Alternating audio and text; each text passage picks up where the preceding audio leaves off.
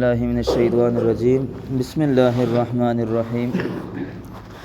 وَإِذْ قَتَلْتُمْ نَفْسًا فَادَّارَأْتُمْ فِيهَا وَاللَّهُ مُخْرِجٌ مَا كُنْتُمْ تَكْتُمُونَ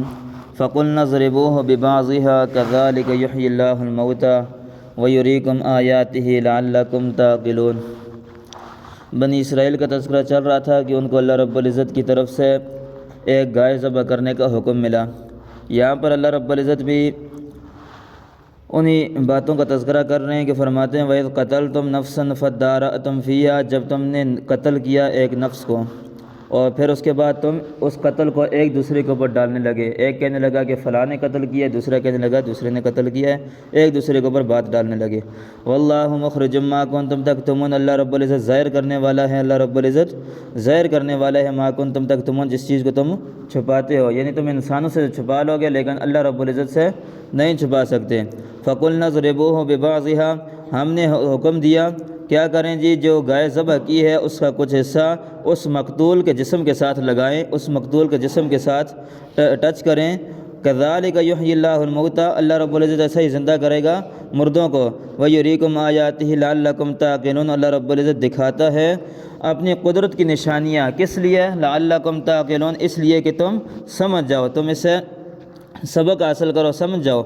دیکھیں یہ بنی اسرائیل کے سامنے کتنے اللہ رب العزت نے معجزات اور اللہ رب العزت نے اپنی قدرت کی نشانیاں ان کے سامنے ظاہر کی۔ یہ فرمایا کہ جس وقت اس نے مقتول کے جسم کے ساتھ اس گائے کے گوشت کو لگایا تو اللہ رب العزت کے حکم سے وہ مردہ کھڑا ہوا اور کھڑا ہو کر اس نے بتا دیا کہ میرا قاتل فلاں شخص ہے، اس نے مجھے فلاں اس وجہ سے قتل کیا ہے۔ تو اس کے بعد یہ بنی اسرائیل کا واقعہ اس طریقے یہ ہے کہ جس وقت انہوں نے گائے تلاش کرنا شروع کی، پہلے تو اگر وہ کوئی گائے بھی ذبح کرتے تو ان کے اللہ رب العزت کا حکم پورا ہو جاتا، لیکن انہوں نے جس وقت بہت سارے حلیے بنائے تو اللہ رب العزت نے ان کے لیے تلاش کرنا کافی مشکل بنائی، اور پھر ایک جگہ وہاں پر پہنچے اور وہاں پر وہ گائے ان کو مل گئی۔ گائے جس وقت ملی تو وہ ایک شخص کے پاس تھی جس کا والد فوت ہو چکا تھا اور اس کی والدہ تھی، اور اس کے پاس ایک گائے تھی، اسی کے اوپر وہ اس کا گزر بسر ہوتا تھا۔ اس نے پہلے تو دینے سے انکار کر دیا۔ روایات میں ہے کہ اس زمانے کے اندر گائے کی قیمت تقریباً 3 دینار ہوتی تھی، لیکن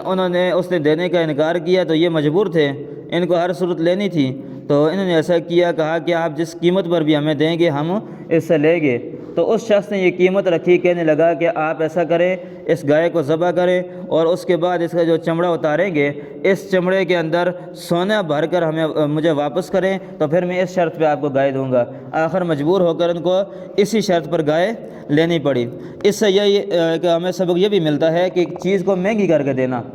یہ ایک چیز ہے، مثال کے طور پر 100 روپے کی ہے، کوئی شخص اس کو 200 روپے کی دے تو خریدنے والا اور بیچنے والا دونوں راضی ہیں تو بظاہر یہ تو جائز چیز ہے، لیکن ایک چیز وہ ہے جو منڈی کے بھاؤ کے اندر ہے، اس کو اس طریقے کرنا، آگے پیچھے اس کی قیمت بہت زیادہ بڑھا کر دینا، یہ ایک ظلم ہے اور غلط چیز ہے، اس سے ہمیں بچنا چاہیے۔ ویسے اگر کوئی چیز ایسی ہے جس کو حکومت کی طرف سے کوئی پابندی نہیں ہے کہ مثال کے طور پر کوئی پلاٹ ہے، کوئی ایسی چیز ہے کہ اس کو جتنی قیمت میں اگر وہ بیچنا چاہے، اگر وہ دونوں راضی ہیں تو اس کی اجازت ہے، اس کے اندر وہ جائز ہے، یہ کام کر سکتے ہیں۔ اور اللہ رب العزت آگے پھر فرماتے ہیں کہ یہ ساری کی ساری چیزیں دیکھنے کے باوجود انہوں نے کیا کیا، ان کا کیا رویہ تھا، ثم قست قلوبکم من بعد ذلک فہی کالحجارہ، پھر ان کے دل سخت ہو گئے۔ سخت کیسے ہو گئے؟ جیسے پتھر ہوتا ہے، پتھر کی طرح ان کے دل سخت ہو گئے۔ او اشد قسوہ، اور پتھر سے بھی بعض ایسے تھے کہ ان کے پتھروں سے بھی دل ان کے سخت تھے۔ تو اللہ رب العزت کی یہ ساری کی ساری نشانیاں دیکھیں، پہلے من و سلوہ دیکھا، فرعون کو سامنے فرعون کو غرق ہوتا ہوا دیکھا اور دریا کو پھٹتا ہوا دیکھا، اور اسی طریقے سے آسمان سے من و سلوہ اتر رہا ہے ان کے لیے، اور اسی طریقے سے اللہ رب العزت کی طرف سے بادل ان کے اوپر سایہ کر رہے ہیں، اور اسی طریقے سے اللہ رب العزت کی طرف سے ان کے لیے پتھر سے پانی نکلا، اور اسی طریقے سے 70 آدمی موسیٰ علیہ السلام کے ساتھ گئے تھے کوئی دور پر، ان کو اللہ رب العزت نے مار کر دوبارہ زندہ کیا، اور یہاں پر یہ شخص انہوں نے جو قتل کیا تھا اللہ رب العزت نے اس کو دوبارہ زندہ کیا۔ یہ ساری کی ساری چیزیں دیکھنے کے بعد تو بظاہر یہ ہونا چاہیے تھا اللہ رب العزت کے احکامات کو مانتے، اللہ رب العزت کے حکموں کو مانتے، لیکن ان کا کیا ہو گیا جی، ان کے دل اتنے سخت ہوئے، پتھر جیسے بعض ایسے بھی ہیں جو پتھر سے بھی زیادہ سخت ہو گئے۔ آگے اللہ رب العزت فرماتے ہیں وَإِنَّ مِنَ الْحِجَارَةِ لما يتفجر منه الانہار، اور پتھروں میں سے بھی ایسے ہیں کہ جن پتھروں میں سے نہریں نکلتی ہیں، وَإِنَّ مِنْهَا لَمَا يَشَّقَّقُ، اور بعض پتھر پھٹتے ہیں، فَيَخْرُجُ مِنْهُ الْمَاءُ، ان سے پانی نکلتا ہے، وَإِنَّ مِنْهَا لَمَا يَهْبِطُ مِنْ خَشْيَةِ اللَّهِ، اور بعض پتھر ایسے گرتے ہیں اللہ رب العزت کے خوف سے، من خشیت اللہ، اللہ رب العزت کے خوف سے وہ گرتے ہیں۔ تو دیکھیں اللہ رب العزت فرماتے ہیں کہ پتھر بھی وہ بھی اللہ رب العزت کے خوف سے پھٹ جاتے ہیں، بعض پتھر تو ایسے ہیں ان کے سے کئی نہریں نکلتی ہیں، جیسا کہ موسیٰ علیہ السلام نے کے دور کے اندر، جیسے کہ بنی اسرائیل کے لیے موسیٰ علیہ السلام نے ایک پتھر پہ لاٹھی ماری، پیچھے یہ قصہ گزرا ہے کہ اس پتھر سے نہر نکلی، اور بعض پتھر سے نہر تو نہیں نکلتی لیکن تھوڑا بہت پانی نکلتا ہے، اور اسی طریقے سے فرمایا کہ بعض پتھر ایسے گرتے ہیں، کس لیے گرتے ہیں؟ من خشیت اللہ، اللہ تعالیٰ کے خوف سے، وَمَا اللَّهُ بِغَافِلٍ عَمَّا تَعْمَلُونَ، اور اللہ رب العزت ہر چیز کو جانتا ہے، جو کچھ یہ جو کچھ کرتے ہیں اللہ رب العزت ہر چیز سے ان سے باخبر ہے، اللہ تعالیٰ ان کے کاموں سے غافل نہیں ہے۔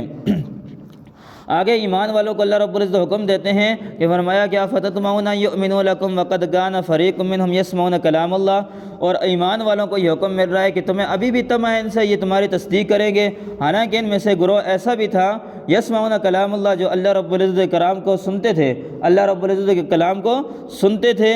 ثم یحرفون، پھر اس کے اندر تبدیلی کر دیتے تھے، ثم یحرفون من بعد ما عقلوا وهم یعلمون، حالانکہ سمجھتے تھے، جانتے تھے، سمجھتے تھے کہ یہی حق ہے، اللہ رب العزت کا کلام ہے، اس کے باوجود رد و بدل کرتے تھے۔ اس لیے ان چیزوں سے بچنا چاہیے۔ آج کل بہت سارے ایسے لوگ ہیں جو اللہ رب العزت کا کلام سن کر بدلتے ہیں، اس لیے یہ ایمان کے ڈاکو ہوتے ہیں، ان لوگوں سے ہمیں بچنا چاہیے۔ نبی علیہ السلام کا ارشاد ہے کہ قرب قیامت بہت سارے فتنے ظاہر ہوں گے، ان میں سے یہ بھی فتنے ہیں کہ طرح طرح کے لوگ ہمیں ایک مذہبی سکالر کے نام سے، کوئی